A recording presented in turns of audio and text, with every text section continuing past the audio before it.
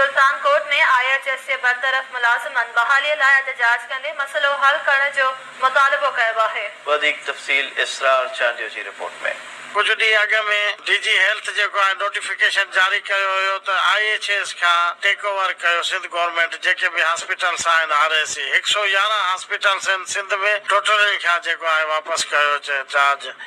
सो उन जे करे असां हाणे एहतजाज कयो आहे त जेकर 111 हॉस्पिटल जो अमलो तक़रीबन 8-10,000 थी वञे थो उनमें doctor paramedical lower staff technical staff सभु आहे।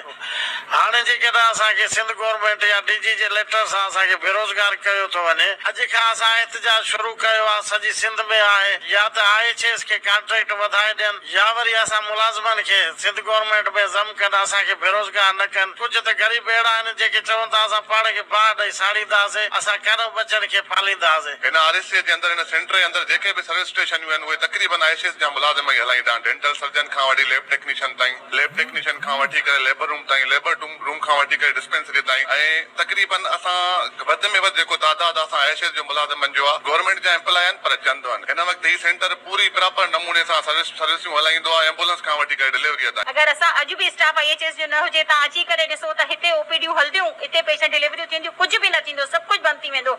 असांजो इहो ई गवर्नमेंट सां मुतालबो आहे या त असांखे जेको ज़िम करे गवर्नमेंट में या त असांखे जेको IHS खे ॿीहर सां बहाल करे असांखां जेको आहे इहो कॉन्ट्रैक्ट न खसियो वञे।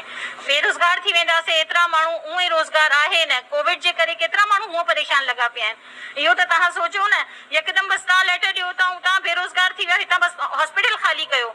जंहिं टाइम हिते कुझु बि थिए थो इन्हनि जा OPD गवर्नमेंट वारनि जा कोविड जा पैसा बंदि थिया, हॉस्पिटलनि खे ताला लॻी विया। असां सभु इन्हनि सां हुयासीं, हाणे असांजो पंहिंजे हॉस्पिटल वारनि सां बि मुतालबो आहे, सभु हिकु थी असां सां गॾु बीहनि।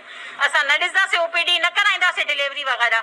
असांजे DHO खे बि इहो ई असां जेको अपील कंदासीं त उहे असां लाइ मथे ॻाल्हाइनि, असांजे हक़नि लाइ। असां हिते कोविड जी वैक्सीन बि बंदि कराईंदासीं, एमरजेंसी बि न खणंदासीं, सभु शयूं हिते बंदि कंदासीं जेसि ताईं असांजा मुतालबा पूरा न थींदा।